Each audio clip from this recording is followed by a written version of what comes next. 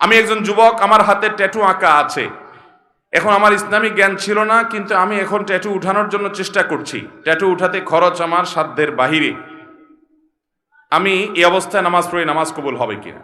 গত পরশুদিন আমরা কক্সবাজারে ছিলাম, আমি শেখ আহমদ সাইফুল্লাহ ভাই আরো আমাদের বন্ধু বান্ধবদের একটা বড় গ্রুপ, ফ্যামিলি সহকারে।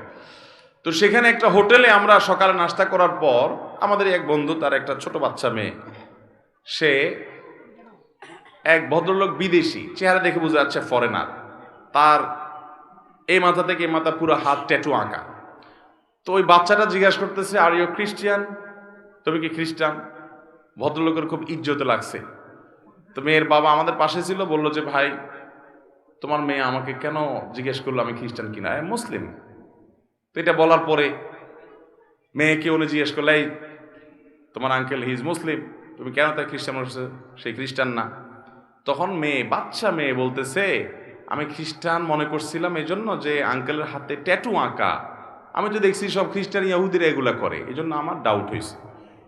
একটা বাচ্চা, তার কনসেপ্ট এরকম। তাহলে এখান থেকে বোঝা যায় এটা কোনো মুসলমানের কাজ হতে পারে। বাচ্চাটাও বুঝে গেছে, কারণ এটা মুসলমানদের মধ্যে নাই, এই কালচারটা ওদের মধ্যে আছে।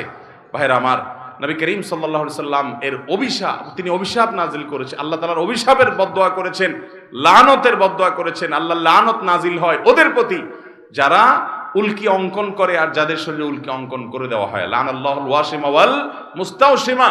মনে রাখবেন, যারা ট্যাটু অঙ্কন করে, অনেক ট্যাটু কোম্পানি বাইর হয়েছে, তারা ফতোয়া দেয়। আমাকে একজন বললো যে ভাই, ট্যাটু কোম্পানির ফতোয়া আমাকে কে জানে পাঠাইছে, তারা ফতোয়া দেয় যে আমাদের এই ট্যাটু লাগানোর পর নামাজ পড়া যাবে। অনেক কাঠমোল্লার আপনাদেরকে বলবে নামাজ পড়া যাবে না, ব্যবসা ঠিক রাখার জন্য মাসালাও বানায় নিস। আরে ভাই, এই ট্যাটু অঙ্কন করা হারাম, এটা হলো প্রথম কথা। এটা আপনাকে রিমুভ করতে হবে।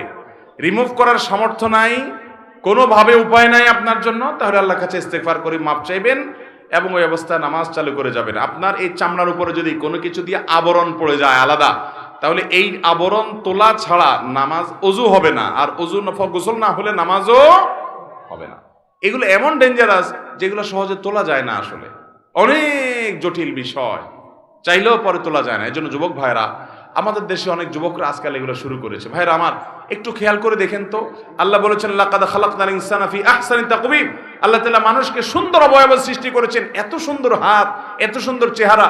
কি আপনি ওই বিড়ালের মতো কি কতগুলো আঁকে নেকে একে ভূতের মতো দেখা যায়? আমার তো শয়তান শয়তান টাইপ লাগে। আল্লাহ তাআলা আমাদেরকে হেদায়েত দান করুন, কুরুচি থেকে আল্লাহ আমাদেরকে বেরিয়ে আসার তৌফিক দান করুন। অনেক মুসলমান যুবকের হাতে দেখা যায় ধাগা লাগানো, দেখছেন আপনারা? ফিতা ধাগা লাগা দেখছেন? ভাইরা আমার, এটা হিন্দুরা তাদের ধর্মীয় বিশ্বাস থেকে লাগায়। আপনি মুসলমানের সন্তান, আমরা দেউলিয়া হয়ে গেছি আজকাল। আপনি মুসলমান হিসেবে আপনি প্রাউড ফিল করেন না, তাহলে আপনি কেন তাদের কালচার নিতে যাবেন? আল্লাহ তাআলা আমাদেরকে বুঝার তৌফিক দান করুন। বিদায়, কেউ যদি ট্যাটু আগে লাগিয়ে ফেলেছেন, এখন উপানের কোনো পথ আপনার সামনে খোলা নাই, ওই অবস্থা নামাজ পড়ে যাবেন, নামাজ ছাড়বেন না এবং চেষ্টা অব্যাহত রাখবেন কোনোভাবে এটা দূর করে আপনি সঠিকভাবে সালাত আদায় করার এবং আল্লাহর কাছে লজ্জিত হয়ে আপনার সর্বশক্তি দিয়ে তওবা ইস্তেগফার করবেন। আল্লাহ আমাদেরকে মাফ করুন।